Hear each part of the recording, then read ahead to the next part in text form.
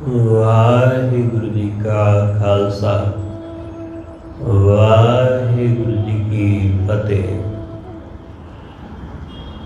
परम सन्मानयोग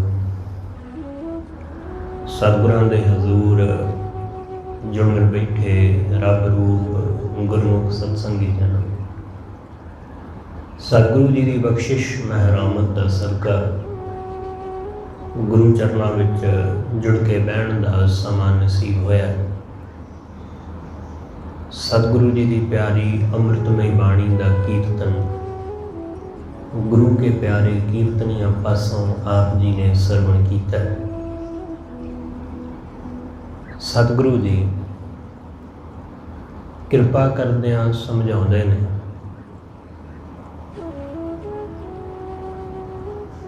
कि मनुख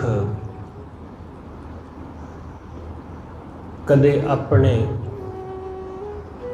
असल स्वरूप नूं पहचान नहीं पाता। माया दे विच असीं लोग भटके रहंदे आ, खज्जल हुंदे रहंदे आ, ख्वार हुंदे रहंदे आ, अपने आप नूं होर दा होर समझ लैंदे आ।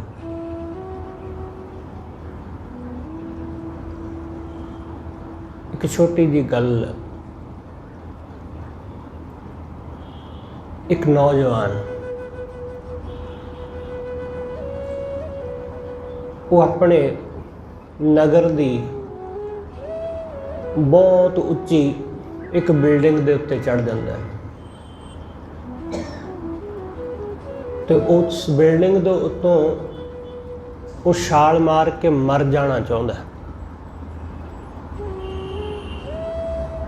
वो सुसाइड करने जा रहा है, आत्मदाह। लोग उत्थे इकट्ठे हो रहे हैं, भीड़ लग रही है।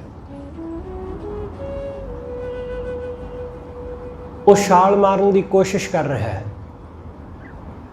लोग आवाज़ां दे रहे हैं हेठों कि भाई ये काम ना कर, इस जीवन को इस तरह खत्म ना कर। पर वो किसी दी नहीं सुनता। उन्हें बस एको ही ठान रखा कि मैं मर जाना है, मैं अपने आप को मार लेना है। एक सियाणा बजुर्ग उसने सारिਆਂ ਨੂੰ चुप होने वास्ते कहा, ਜਿਹੜੇ लोग हेठां उसनों छाल मारन तो रोकने लिए आवाज़ां दे रहे सन। उसने कहा तुसी सारे चुप करो। बुजुर्ग की गल मन के सारे चुप हो गए। उस बुजुर्ग ने नौजवान को पूछा कि भाई तू आत्महत्या करन जा रहा है, ये ठीक नहीं। घट्टो घट तू इस गल की विचारता कर कि तेरे मर जाने तो बाद तेरे माँ बाप का की होवेगा। उन्होंने उत्ते की बीतेगी कि उन्होंने जवान पुत इस तरह आत्महत्या करके मर गया। उस नौजवान ने सुनिया तो उसने कहा, मेरी ना माँ है ना मेरा बाप है,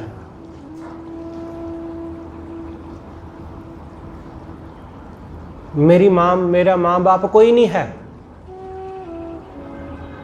उस बुजुर्ग ने जब सुनिया तो उसने कहा ठीक है कि तेरे माँ बाप ना होणगे, पर तेरी पत्नी तेरे बच्चे उन्हां दा की होवेगा तेरे मरण तो बाद।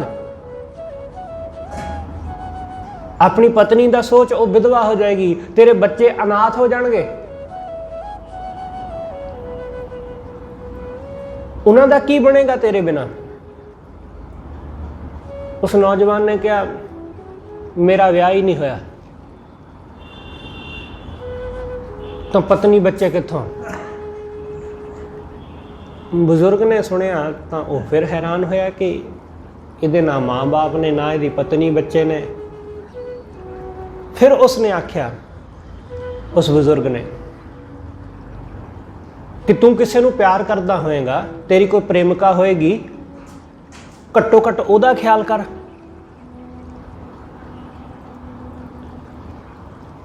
ਤਾਂ ਉਸ ਨੌਜਵਾਨ ਨੇ ਕਿਹਾ, ਮੇਰੀ ਕੋਈ ਪ੍ਰੇਮਿਕਾ ਵੀ ਨਹੀਂ ਹੈ। ਉਸ ਬਜ਼ੁਰਗ ਨੇ ਕਿਹਾ, ਨਾ ਤੇਰੀ ਮਾਂ ਬਾਪ, ਨਾ ਤੇਰੀ ਪਤਨੀ, ਨਾ ਤੇਰੇ ਬੱਚੇ, ਨਾ ਤੇਰੀ ਕੋਈ ਪ੍ਰੇਮਿਕਾ, ਨਾ ਕੋਈ ਤੇਰਾ ਹੋਰ ਬਾਲੀ ਵਾਰਸ, ਤਾਂ ਫਿਰ ਸੁਸਾइड क्यों कर रहे हैं? फिर आत्महत्या क्यों कर रहे हैं?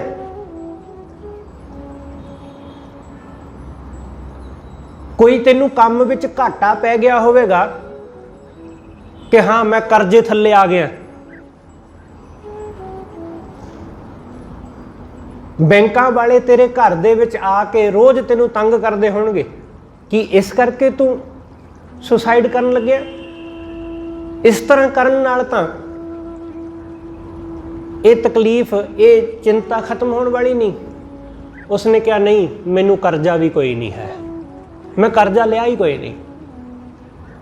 वो बुजुर्ग हैरान हो रहा है कि जिन्हां जिन्हां गल्लां करके बंदा दुखी हो के आत्मदाह करने वाले पासे नूं जांदा है, उहदे विचों एक भी नहीं है। बुजुर्ग ने कहा कि ठीक है भाई, तू मरना है तू मर, तेरी मर्जी है, तेरी जिंदगी तू खत्म करनी चाहना है खत्म कर, जीना चाहना है तो जी, पर एक गल दस कि तू क्यों मर रहा है? तू छाल मार के मरना क्यों चाहना है? तो उस उच्ची बिल्डिंग के उपर खड़े नौजवान ने कहा कि मैनू हुण तक इस गल की समझ नहीं आई कि मैं कौन हाँ। मैनू आत्म का पता ही नहीं चलिया। जिस जीवन विच बंदे नूं खुद का ही ना पता चले, ऐसे जीवन नूं ते खत्म कर लेना चंगा है। कि वो जीवन ही काहदा कि बंदा खुद नूं ही ना जान सके। उस नौजवान की गल विच दम तां है। असीं सब लोग अपने आप बारे कुछ भी नहीं जानते हैं, बस जीवन जी रहे हैं। असीं एक भरम विच पए होए हैं, अपने आप नूं कुछ होर दा होर समझिया होया, अपने आप नूं समझी बैठे हैं मैं फलानी जात वाला, अपने आप नूं समझी बैठे हैं मैं फलानी सोसाइटी विच रहण वाला, अपने आप नूं समझी बैठे हैं मैं किसी रुतबे दा मालक, फलाना मेरा नाम, फलानी मेरी बरादरी, फलाना मेरा बाप, फलाना मेरा नगर, मेरा महल्ला, मेरा पिंड, मेरा शहर, मेरा देश। ये तो चीज़ां नाल संबंधित, थाहां नाल संबंधित हो गए असीं, पर असीं कौन होए? तुहानूं मैं पुछां कि तुसीं कौन हो, तुसीं कहोगे जी मैं दुकानदार। दुकानदार तो काम हो गया। तुसीं पुछो किसी नूं कि भाई तू कौन है, वो कहंदा जी मैं ड्राइवर। वो तो काम हो गया, एक गड्डी चलाउणा, ड्राइविंग करना काम हो गया। किसी ने पूछो तुसी कौन हो, वो कहता जी मैं डॉक्टर। डॉक्टर तो पेशा हो गया। असीं की हाँ सानू पता ही नहीं खुद नूं। असीं अपने काम नूं अपना आप समझ रहे हैं। इस भरम विच दुनिया जी रही है। जिहड़ा बंदा जिहड़ा काम करदा है वो अपने आप नूं उही समझ बैठा है। कोई लोहे का काम करता है वो खुद नूं लोहार कही जाता है, कोई लक्कड़ का काम करता है वो खुद नूं तरखान कही जाता है। वो तो काम हो गया, बंदा खुद की है, खुद की। बस यही एक बंदे नूं पता नहीं है। इसे भरम विच दुनिया जी रही है, वो कुछ दा कुछ खुद नूं समझ रही है। जिहदे कोल 4 पैसे आ गए वो खुद नूं अमीर समझण लग पिया। जिन्हों घाटा पै गया, जिहड़ा कंगाल हो गया, वो खुद नूं गरीब समझण लग पिया। उच्ची जात विच जम पिया, ਤਾਂ ਉਹ ਖੁਦ ਨੂੰ ਉੱਚਾ ਸਮਝਣ ਲੱਗ ਪਿਆ। ਨੀਵੀਂ ਜਾਤ ਵਿੱਚ ਜੰਮ ਪਿਆ ਤਾਂ ਉਹ ਖੁਦ ਨੂੰ ਨੀਵਾਂ ਸਮਝਣ ਲੱਗ ਪਿਆ।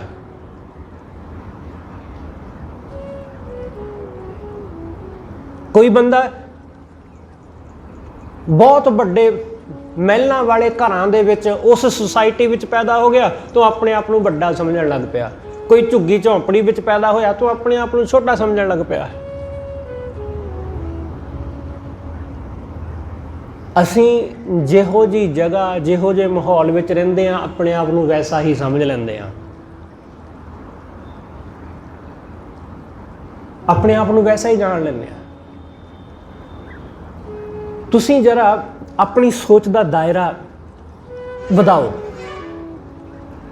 ਸਾਡੇ ਦੇਸ਼ ਵਿੱਚ ਜ਼ਿਆਦਾਤਰ ਧਰਮ ਦਾ ਰੌਲਾ ਰਹਿੰਦਾ ਕਿਉਂਕਿ ਇੱਥੇ ਧਰਮ ਸਦੀਆਂ ਤੋਂ ਧਰਮ ਦੀ ਚਰਚਾ ਹੁੰਦੀ ਰਹੀ ਹੈ। ਆਪਣੇ ਦੇਸ਼ ਤੋਂ ਬਾਹਰ ਜਾਓ ਜਰਾ, ਜਾਪਾਨ, ਰੂਸ, ਰਸ਼ੀਆ, ਉਹਨਾਂ 'ਚ ਧਰਮ ਦਾ ਕੋਈ ਬਹੁਤਾ ਰੌਲਾ ਨਹੀਂ ਕਿਉਂਕਿ ਧਰਮ ਉੱਥੇ ਹੈ ਹੀ ਨਹੀਂ। ਉਹਨਾਂ ਦਾ ਧਰਮ ਵਿੱਚ ਕੋਈ ਵਿਸ਼ਵਾਸ ਨਹੀਂ ਹੈ, ਰਸ਼ੀਆ ਵਾਲਿਆਂ ਦਾ ਖਾਸ ਕਰਕੇ। ਉੱਥੇ ਇੱਕ ਵੱਖਰੀ ਕਿਸਮ ਦਾ ਧਰਮ ਚੱਲਦਾ ਜਿਹਨੂੰ ਕਮਿਊਨਿਜ਼ਮ ਕਹਿੰਦੇ ਨੇ, ਜਿਹਨੂੰ ਕਾਰਲ ਮਾਰਕਸ ਦਾ ਧਰਮ ਕਹਿੰਦੇ ਨੇ। ਕਾਰਲ ਮਾਰਕਸ ਜਿਹੜਾ ਧਰਮ ਵਿੱਚ ਵਿਸ਼ਵਾਸ ਨਹੀਂ ਰੱਖਦਾ। ਕਾਰਲ ਮਾਰਕਸ ਐਸੀ ਕ੍ਰਾਂਤੀ ਲੈ ਆਇਆ ਉੱਥੇ ਇਹੋ ਜਿਹੇ ਲੋਕਾਂ ਦੀ ਸੋਚ ਵਰਗੇ ਨਾਸਤਿਕ ਲੋਕਾਂ ਦੀ ਸੋਚ ਵਾਲੇ ਲੋਕ ਪੈਦਾ ਹੋ ਗਏ ਤੇ ਹੁਣ ਸਾਰੇ ਲੋਕ ਉੱਥੇ ਵੈਸੇ ਹੀ ਨੇ। ਉੱਥੇ ਧਰਮ ਦੀ ਗੱਲ ਕਰੋ ਤਾਂ ਲੋਕ ਬਹੁਤੀ ਵਧੀਆ ਨਹੀਂ ਸਮਝਦੇ। ਪੂਰੀ ਦੁਨੀਆ ਦੇ ਵਿੱਚ ਕੁਝ ਐਸਾ ਹੀ ਮਾਹੌਲ ਬਣਿਆ, ਅਸੀਂ ਜਿੱਥੇ ਪੈਦਾ ਹੁੰਦੇ ਹਾਂ ਅਸੀਂ ਉਹੋ ਜਿਹੇ ਹੋ ਜਾਂਦੇ ਹਾਂ। ਅਸੀਂ ਧਰਮ ਨੂੰ ਮੰਨਣ ਵਾਲੇ ਦੇਸ਼ ਵਿੱਚ ਪੈਦਾ ਹੋਏ ਹਾਂ, ਇਸ ਕਰਕੇ ਧਰਮ ਨੂੰ ਮੰਨਣ ਲੱਗ ਪਏ ਹਾਂ। ਹੋਰ ਦੇਸ਼ਾਂ ਵਿੱਚ ਕਿਤੇ ਹੋਰ ਪੈਦਾ ਹੋਏ ਹੁੰਦੇ, ਰੂਸ ਵਿੱਚ ਪੈਦਾ ਹੋਏ ਹੁੰਦੇ ਤਾਂ ਅਸੀਂ ਸ਼ਾਇਦ ਧਰਮ ਨੂੰ ਨਾ ਮੰਨਦੇ ਕਿਉਂਕਿ ਉੱਥੇ ਲੋਕ ਧਰਮ ਨੂੰ ਨਹੀਂ ਮੰਨਦੇ। ਇਸ ਲਈ ਕਹਿਣ ਦਾ ਭਾਵ ਮੇਰਾ ਸਿਰਫ ਇੰਨਾ ਹੈ ਕਿ ਅਸੀਂ ਜੈਸੇ ਮਾਹੌਲ ਵਿੱਚ ਹੁੰਦੇ ਹਾਂ ਖੁਦ ਨੂੰ ਵੈਸਾ ਜਾਣ ਲੈਂਦੇ ਹਾਂ,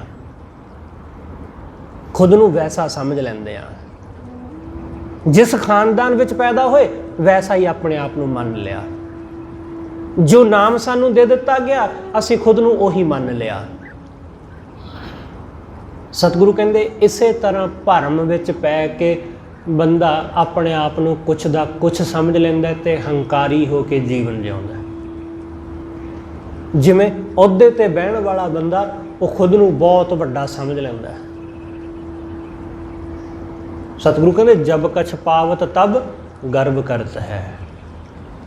ਜਦੋਂ ਕੁਝ ਪ੍ਰਾਪਤ ਕਰ ਲੈਂਦਾ ਤਾਂ ਉਹਦਾ ਹੰਕਾਰ ਕਰਦਾ ਹੈ, ਉਹਦੀ ਹਉਮੈ ਕਰਦਾ ਹੈ। ਗੁਰੂ ਅਰਜੁਨ ਦੇਵ ਮਹਾਰਾਜ ਜੀ ਨੇ ਇਸ ਸ਼ਬਦ ਅੰਦਰ ਸਾਡੇ ਹੰਕਾਰ ਦੇ ਵੱਖ-ਵੱਖ ਰੂਪਾਂ ਦਾ ਜ਼ਿਕਰ ਕੀਤਾ ਹੈ। ਹੰਕਾਰ ਹੀ ਹੈ ਪਰ ਕਿਵੇਂ ਨਿੱਕੀਆਂ-ਨਿੱਕੀਆਂ ਚੀਜ਼ਾਂ ਦੇ ਨਾਲ ਇਹ ਸਾਡੇ ਅੰਦਰ ਪ੍ਰਬਲ ਹੁੰਦਾ ਹੈ। ਕਿਉਂਕਿ ਪਹਿਲੀ ਗੱਲ ਭਰਮ ਮਤਲਬ ਕੁਛ ਦਾ ਕੁਛ ਸਮਝਣਾ, ਜੋ ਹੈ ਨਹੀਂ ਉਹ ਮੰਨਣਾ, ਤੇ ਫਿਰ ਉਸ ਦਾ ਹੰਕਾਰ ਕਰਨਾ ਜੋ ਚੀਜ਼ ਹੈ ਹੀ ਨਹੀਂ। ਜਿਵੇਂ ਬੰਦੇ ਨੂੰ ਗਿਆਨ ਹੈ ਨਹੀਂ ਪਰ ਗਿਆਨੀ ਹੋਣ ਦਾ ਹੰਕਾਰ ਹੈ, ਅਕਲ ਹੈ ਨਹੀਂ ਪਰ ਆਪਣੇ ਆਪ ਦੇ ਬਹੁਤ ਅਕਲਮੰਦ ਹੋਣ ਦਾ ਹੰਕਾਰ ਹੈ। ਇਹਨੂੰ ਕਹਿੰਦੇ ਨੇ ਭਰਮ ਤੇ ਹੰਕਾਰ। ਇਹ ਦੋਨੋਂ ਚੀਜ਼ਾਂ ਬੰਦੇ ਦੇ ਅੰਦਰ ਬਹੁਤ ਨੇ। ਸਤਿਗੁਰੂ ਕਹਿੰਦੇ ਬੰਦਾ ਨਿੱਕੀ ਨਿੱਕੀ ਚੀਜ਼ ਦੀ ਹਉਮੈ ਕਰ ਰਿਹਾ ਹੈ। ਕਾਨ ਕੁੰਡਲੀਆਂ, ਕੰਨਾਂ ਵਿੱਚ ਪਾਈਆਂ ਹੋਈਆਂ ਕੁੰਡਲੀਆਂ, ਕੰਨਾਂ ਵਿੱਚ ਪਾਈਆਂ ਹੋਈਆਂ ਬਾਲੀਆਂ, ਨੱਤੀਆਂ, ਕਿੱਡੀ ਕੁ ਵੱਡੀ ਚੀਜ਼ ਹੈ। ਸਤਿਗੁਰੂ ਕਹਿੰਦੇ ਇਹਦੀ ਵੀ ਹਉਮੈ ਕਰਦਾ ਬੰਦਾ। ਕਿੰਨੀ ਕੁ ਵੱਡੀ ਚੀਜ਼ ਹੈ। ਕਿਤੇ ਸੋਨੇ ਦੀਆਂ ਹੋ ਸਕਦੀਆਂ ਬਾਲੀਆਂ, ਨੱਤੀਆਂ ਸੋਨੇ ਦੀਆਂ ਹੋ ਸਕਦੀਆਂ, ਚਾਂਦੀ ਦੀਆਂ ਹੋ ਸਕਦੀਆਂ, ਜਾਂ ਸੋਨੇ ਚਾਂਦੀ ਦੇ ਨਾਲ ਕੋਈ ਹੀਰਾ ਜੜ ਲਿਆ ਹੋਵੇਗਾ, ਜਾਂ ਕੋਈ ਬਹੁਤ ਕੀਮਤੀ ਮੋਤੀ ਜੜ ਲਿਆ ਹੋਵੇਗਾ, ਕੋਈ ਰੰਗ ਬਰੰਗਾ ਸਟੋਨ ਉਹ ਜੜ ਲਿਆ ਹੋਵੇਗਾ ਵਿੱਚ, ਜਿਹਨੂੰ ਲੱਕੀ ਸਟੋਨ ਕਹਿੰਦੇ ਨੇ, ਕਿ ਉਹ ਸਟੋਨ ਜੜ ਲਿਆ ਹੋਵੇਗਾ ਕੋਈ। ਬਸ ਇੰਨੀ ਕੁ ਗੱਲ ਦਾ ਹੰਕਾਰ, ਤੇ ਵਿਖਾਉਂਦਾ ਫਿਰਦਾ ਦੂਸਰਿਆਂ ਨੂੰ ਕਿ ਵੇਖੋ ਮੈਂ ਬੜੀਆਂ ਮਹਿੰਗੀਆਂ ਸੋਨੇ ਦੀਆਂ ਮੁੰਦਰਾਂ ਕੰਨਾਂ ਵਿੱਚ ਪਾਈਆਂ, ਕਾਨ ਕੁੰਡਲੀਆ ਵਸਤਰ ਉਡਲੀਆ, ਕੀਮਤੀ ਵਸਤਰ, ਕੀਮਤੀ ਕੱਪੜੇ। ਮੈਂ ਸੁਣਿਆ ਕਿ ਚੰਦੂ ਦੀ ਘਰਵਾਲੀ ਨੇ, ਉਹਨੇ ਬਹੁਤ ਸੋਹਣੀਆਂ ਵਾਲੀਆਂ ਬਣਵਾਈਆਂ ਆਪਣੇ ਲਈ। ਚੰਦੂ ਨੂੰ ਕਿਸੇ ਤਰ੍ਹਾਂ ਮਨਾ ਲਿਆ ਹੋਵੇਗਾ, ਬੜੀਆਂ ਮਹਿੰਗੇ ਮੁੱਲ ਦੀਆਂ ਵਾਲੀਆਂ ਬਣਾਈਆਂ, ਬੜੀਆਂ ਸੋਹਣੀਆਂ ਸੋਨੇ ਦੀਆਂ ਲਿਸ਼ਕਦੀਆਂ ਚਮਕਦੀਆਂ, ਬੜੇ ਮਹਿੰਗੇ ਮੁੱਲ ਦੇ ਕੱਪੜੇ ਉਹਨੇ ਸਵਾਏ। ਉਹ ਕੱਪੜੇ ਪਾ ਕੇ, ਕੰਨਾਂ ਵਿੱਚ ਵਾਲੀਆਂ ਪਾ ਕੇ ਆਪਣੇ ਆਂਢ ਗੁਆਂਢ ਵਿੱਚ ਘੁੰਮੀ ਕਿ ਆਂਢ ਗੁਆਂਢ ਦੀਆਂ ਔਰਤਾਂ ਪੁੱਛਣਗੀਆਂ ਕਿ ਇਹ ਵਾਲੀਆਂ ਕਦੋਂ ਬਣਾਈਆਂ, ਇਹ ਕੱਪੜੇ ਕਿੱਥੋਂ ਸਵਾਏ। ਪੁੱਛਣਗੀਆਂ ਆਂਢ ਗੁਆਂਢ ਦੀਆਂ ਔਰਤਾਂ। ਪਰ ਉਹਨੂੰ ਮਿਲੀਆਂ ਬਹੁਤ ਔਰਤਾਂ, ਪੁੱਛਿਆ ਕਿਸੇ ਨੇ ਵੀ ਨਹੀਂ। ਉਹਨੂੰ ਕਿਸੇ ਨੇ ਪੁੱਛਿਆ ਹੀ ਨਹੀਂ ਕਿ ਤੇਰੇ ਕੰਨਾਂ ਦੇ ਵਿੱਚ ਅੱਜ ਵਾਲੀਆਂ ਨੇ ਬੜੀਆਂ ਪਿਆਰੀਆਂ। ਕਿਸੇ ਨੇ ਗੱਲ ਹੀ ਨਹੀਂ ਕੀਤੀ ਵਾਲੀਆਂ ਦੀ। ਉਹਦੇ ਹਾਰ ਸ਼ਿੰਗਾਰ ਦੀ ਕਿਸੇ ਨੇ ਗੱਲ ਹੀ ਨਹੀਂ ਕੀਤੀ।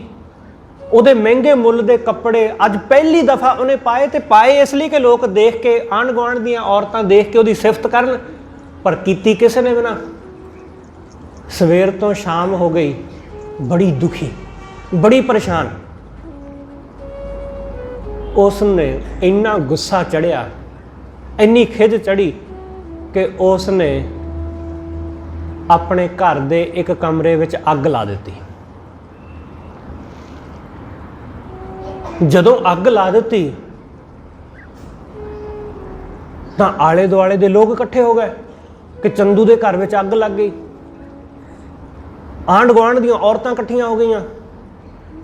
ਉਹਨੇ ਉਸੇ ਤਰ੍ਹਾਂ ਉਹ ਕੰਨਾਂ ਵਿੱਚ ਵਾਲੀਆਂ ਪਾਈਆਂ ਹੋਈਆਂ, ਹਾਰ ਸ਼ਿੰਗਾਰ ਕੀਤਾ ਹੋਇਆ, ਤਨ ਉੱਤੇ ਨਵੇਂ ਕੱਪੜੇ ਪਹਿਨੇ ਹੋਏ ਨੇ। ਲੋਕ ਇਕੱਠੇ ਹੋਣ ਲੱਗ ਪਏ। ਜਦੋਂ ਲੋਕ ਇਕੱਠੇ ਹੋਣ ਲੱਗ ਪਏ, ਭੀੜ ਹੋ ਗਈ। ਸਭ ਦੇਖ ਰਹੇ ਨੇ ਕਿ ਚੰਦੂ ਦੇ ਘਰ ਨੂੰ ਅੱਗ ਲੱਗੀ ਹੋਈ। ਤਾਂ ਇੱਕ ਔਰਤ ਨੇ ਦੇਖਿਆ, ਉਸਨੇ ਚੰਦੂ ਦੀ ਘਰਵਾਲੀ ਨੂੰ ਕਿਹਾ ਕਿ ਤੂੰ ਇਹ ਵਾਲੀਆਂ ਕਦੋਂ ਬਣਵਾਈਆਂ, ਬੜੀਆਂ ਸੋਹਣੀਆਂ ਨੇ। ਚੰਦੂ ਦੀ ਘਰਵਾਲੀ ਨੇ ਮੱਥੇ ਤੇ ਹੱਥ ਮਾਰਿਆ, ਜੇ ਸਵੇਰ ਦੀ ਇਹ ਗੱਲ ਪੁੱਛ ਲੈਂਦੀ ਤਾਂ ਘਰ ਨੂੰ ਅੱਗ ਕਿਉਂ ਲਾਉਣੀ ਪੈਂਦੀ।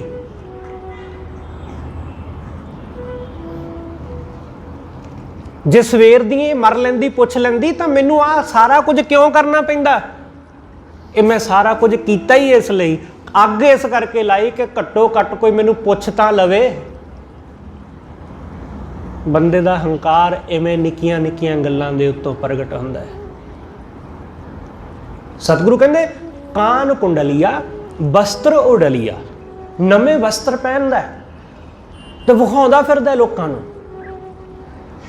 ਅਸੀਂ ਕੱਪੜੇ ਆਪਣੇ ਵਾਸਤੇ ਕਦੋਂ ਪਾਉਂਦੇ ਹਾਂ? ਅਸੀਂ ਖੁਦ ਵਾਸਤੇ ਕੱਪੜਾ ਪਹਿਨਦੇ ਕਿੱਥੋਂ ਆ? ਅਸੀਂ ਪਹਿਨਦੇ ਦੂਸਰਿਆਂ ਦੀ ਖਾਤਰ ਆ ਕਿ ਦੂਸਰੇ ਦੇਖ ਲੈਣ, ਦੂਸਰੇ ਵੇਖ ਲੈਣ, ਦੂਸਰਿਆਂ ਨੂੰ ਪਤਾ ਲੱਗ ਜਾਏ ਕਿ ਮੈਂ ਕੋਈ ਕੱਪੜਾ ਪਹਿਨਿਆ। ਆਪਣਾ ਤਨ ਢੱਕਣ ਲਈ ਤਾਂ ਜਿਹੜਾ ਕੱਪੜਾ ਪਹਿਨਣਾ ਸੋ ਪਹਿਨਣਾ ਹੀ ਹੈ, ਪਰ ਬਹੁਤੀ ਵਾਰ ਦੂਸਰਿਆਂ ਦੇ ਤਨ ਨੂੰ, ਦੂਸਰਿਆਂ ਦੀਆਂ ਅੱਖਾਂ ਨੂੰ ਆਕਰਸ਼ਿਤ ਕਰਨ ਲਈ ਪਹਿਨਦੇ ਆ। ਸਤਿਗੁਰੂ ਕਹਿੰਦੇ ਸੇਜ ਸੁਖਲੀਆ, ਸੇਜ ਬਿਸਤਰ, ਕਿ ਬਹੁਤ ਸੁਖਦਾਈ ਸੇਜ, ਬਹੁਤ ਸੁਖਦਾਈ, ਸੁਖਦਾਈ ਸੇਜ ਅੱਜ ਦੀ ਭਾਸ਼ਾ ਦੇ ਵਿੱਚ। ਕਿਉਂਕਿ ਅੱਜ ਕੱਲ੍ਹ ਸਾਡੇ ਸੌਣ ਵਾਸਤੇ ਬਹੁਤ ਸਾਰੀਆਂ ਕਈ ਤਰ੍ਹਾਂ ਦੀਆਂ ਚੀਜ਼ਾਂ ਨੇ। ਬੈੱਡ ਹੀ ਕਈ ਕਿਸਮ ਦੇ ਨੇ, ਉਸ ਬੈੱਡ ਦੇ ਉੱਤੇ ਗਦੇਲੇ, ਗੱਦੇ ਕਈ ਕਿਸਮਾਂ ਦੇ ਨੇ। ਕਿਉਂਕਿ ਜਿੰਨਾ ਕੁ ਪੈਸਾ ਖਰਚੋਗੇ ਉਨੀ ਕੁ ਸੁੱਖ ਦੀ ਚੀਜ਼ ਮਿਲ ਜਾਣੀ, ਜਿੰਨਾ ਵੱਧ ਤੋਂ ਵੱਧ ਖਰਚੋਗੇ ਓਨਾ ਹੀ ਹੋਰ ਵਧੀਆ ਮਿਲਦਾ ਜਾਏਗਾ। ਆਪਣੇ ਘਰਾਂ ਵਿੱਚ नॉर्मल जिहड़ा मिडियोकर जिहा आदमी हुंदा है ਉਹਦੇ ਘਰ ਵਿੱਚ नॉर्मल जिहा बिस्तर, नॉर्मल जिहा बैड हुंदा है, नॉर्मल जिहा गद्दे। पर जिमें जिमें बंदा अमीर हुंदा जांदा, मिडियोकर तो थोड़ा उपरली क्लास नूं वधदा जांदा है, उवें उवें बैड दा size king size, double king size. फिर गधेलियां दा भी इसे तरह। सतगुरु कहंदे फिर बंदा उहदा भी हंकार करदा है अपने बिस्तर दा, कि मेरे बिस्तर वर्गा बिस्तर होर नहीं, तो उन्होंने अपने बैड तो इलावा नींद भी नहीं आती। तो यह भी वेख्या गया कि बहुते नरम गद्दियां ते सौण वाले लोगों को भी नींद नहीं आती, क्योंकि चिंता माया की लगी रहिंदी है। लोग सोचते हैं कि सौना बिस्तरियां करके हुंदा है, सौना बिस्तर करके नहीं हुंदा, सौना बैड करके नहीं हुंदा, सौना नींद करके हुंदा है।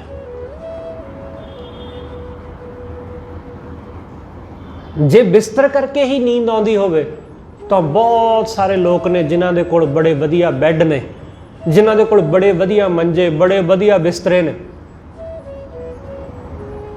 सौना बिस्तरियां करके नहीं हुंदा। तुसीं उन्हां लोकां नूं भी देखो, सड़क दे किनारे पए ने ना, कोई बिस्तरा नहीं है, कोई कुछ नहीं है, हल्की जी माड़ी मोटी छां है, कई बार वो भी नहीं होंदी, धुप्पे पए हुंदे ने, पर फिर भी नींद है।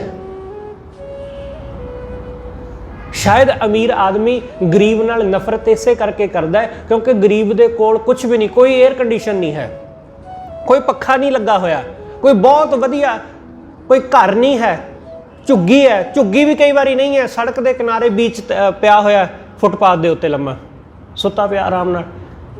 अमीर नूं इसे करके नफरत होंदी है कि मैं बिस्तर दे उत्ते वधिया बिस्तर, सारी जिंदगी च इहने उन्नी कमाई नहीं करनी जिन्ना महंगा मुੱਲ दा मेरा बैड है, पर मैनूं उहदे ते भी नींद नहीं आउंदी, ये पत्थर दा सराहना लैके सुता पिया। ये ईर्षा मारदी, क्योंकि उहदे कोल बड़ा आराम है। अमीर कोल आराम नहीं है क्योंकि उहदे कोल पैसे की चिंता बहुत है। सतगुरु कहते सेज सुख हलिया, वो सुखदाई सेज का भी हंकार करदा है, मन गर्बलिया, मन विच बड़ा गर्व है, मन विच बहुत हम है, बड़ा हंकार।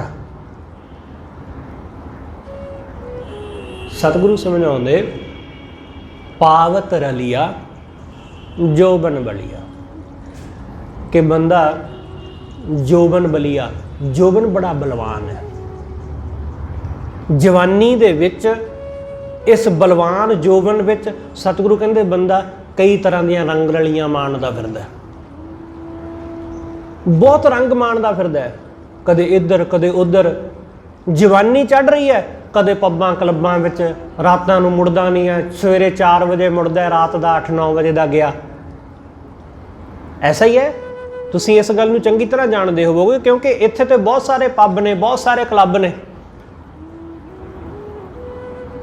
चंडीगढ़ मोहाली विच ते इत्थों दे नौजवान मुंडे कुड़ियां रोज़ रात नूं पब्बां क्लब्बां विच, खासकर संडे सैटरडे नूं वो घर मुड़दे ही नहीं, रातां नूं पब्बां दे विच रात नूं नचदे ने, गाउंदे ने, शराबां पींदे ने, बड़ा कुछ करदे ने। सतगुरु कहंदे जो पावत रलिया बड़े रंग माणदा है, जोबन बलिया, जोबन का बड़ा हंकार है, क्योंकि जोबन है ही ऐसा। जवानी दे विच बंदा कुछ ना कुछ करना चाहुंदा है कि कुछ करा, क्योंकि जोश है। जदों उसनूं कोई दिशा नहीं मिलती तो फिर वो गलत दिशा वाले पासे नूं सुभाविक ही चलिया जाता है।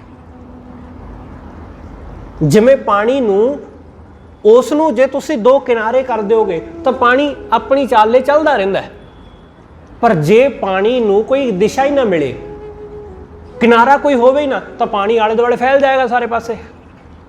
जवानी ऐसी ही है, जवानी ऐसी। जे पानी नूं कोई किनारा नहीं मिलिया तो वह पानी चिक्कड़ का रूप बन जाता है। ऐसा ही होंदा ना कि चिक्कड़ हो गया जी, क्यों चिक्कड़ होया? क्योंकि पानी नूं निकलण वास्ते राह नहीं मिलिया।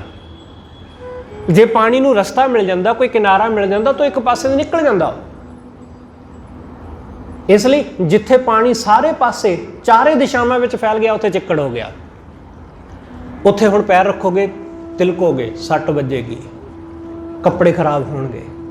बिल्कुल ऐसा ही जवानी नूं जदों दिशा ना मिले तो फिर जवानी इवें ही चिक्कड़ पाउंदी है,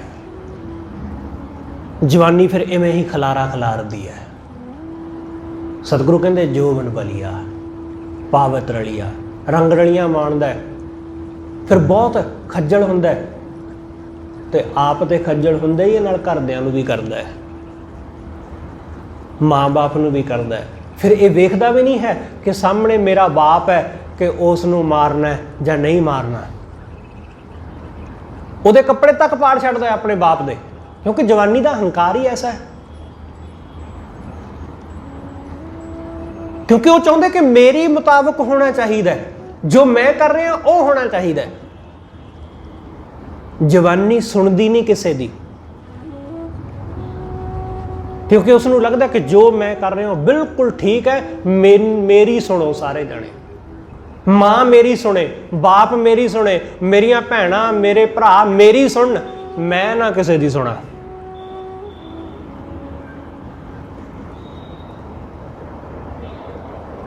तो फिर ऐसा आदमी सतगुरु कहते खज्जल हुंदा है।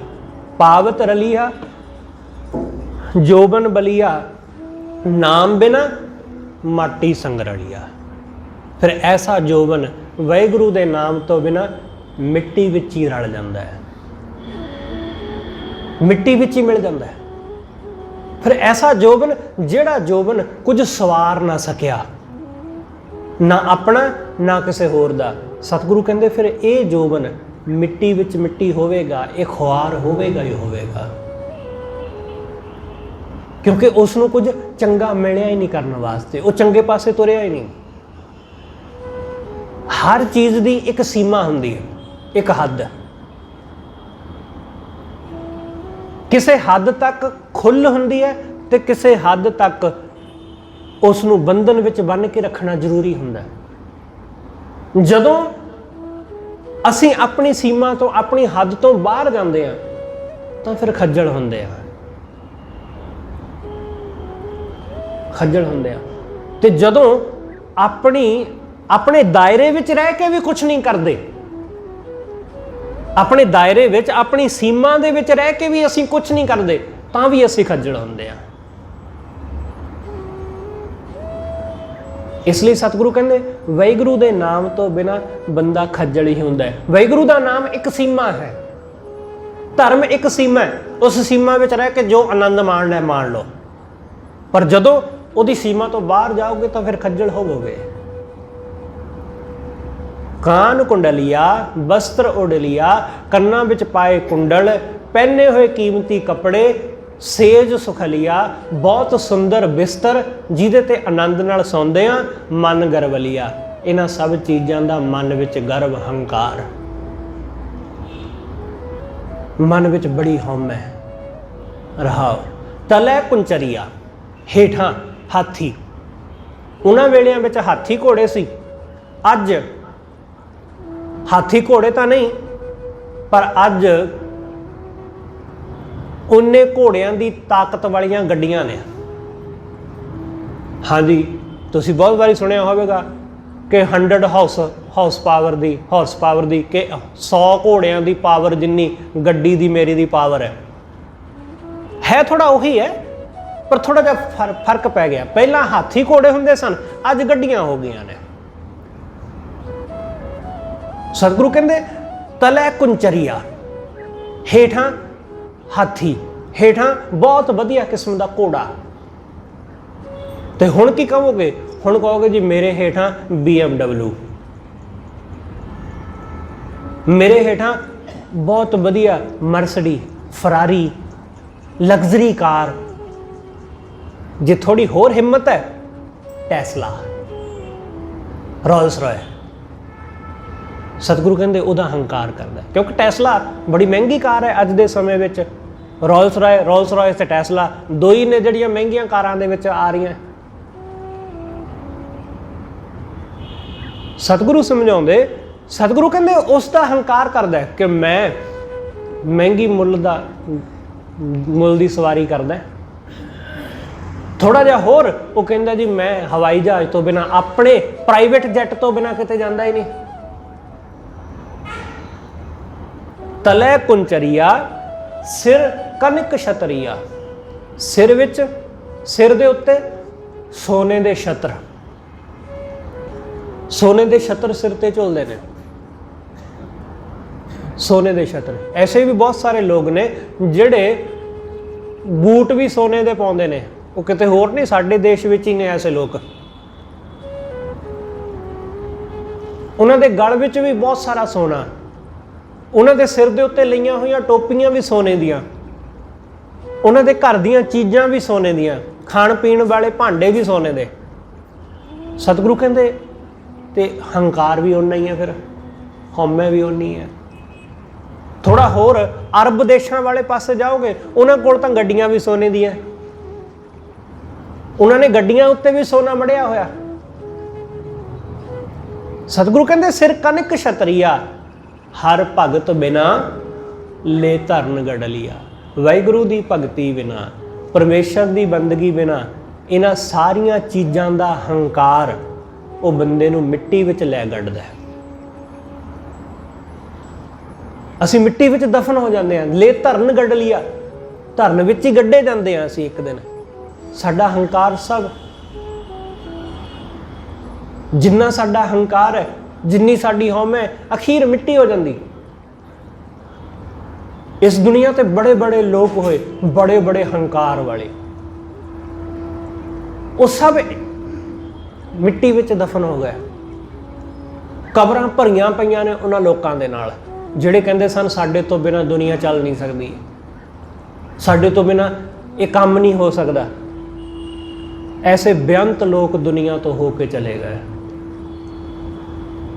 पर कुछ भी नहीं बनया।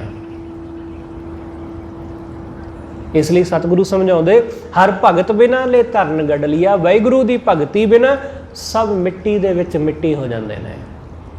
रूप सुंदरिया, अनेक इस्त्रियां, अनेका सुंदर इस्त्रियां जिन्हां दे रूप नूं देख देख के मोहित हुंदा, जिन्हां दे रूप नूं वेख वेख के मन विच वासना उठदी। सतगुरु कहंदे हर रस बिन सब स्वाद फिकरिया। वाहिगुरू दे रस तो बिना सब स्वाद बेकार, ये सब वासनावां बेकार, ये सब रूप रंग बेकार जिन्हां नूं वेख के वासना उठदी है।